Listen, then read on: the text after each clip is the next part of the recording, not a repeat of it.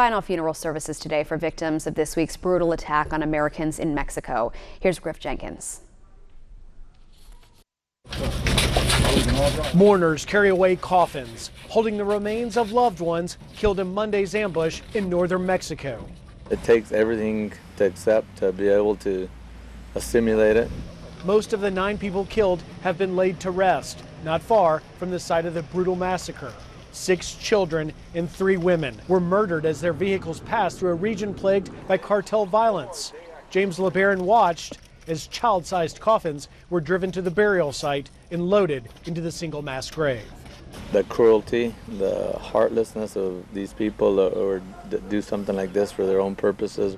The attackers fired a hail of bullets at 3 SUVs. One vehicle was still occupied as it was set ablaze. Mexican authorities say the ambush was a case of mistaken identity, suggesting the perpetrators thought they were attacking a rival cartel group.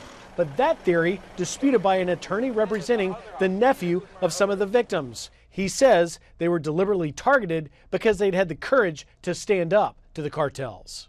They made a conscious decision that they would not give in to these terrorists, that they would resist them, and it was that resistance and defiance that the cartels took issue with.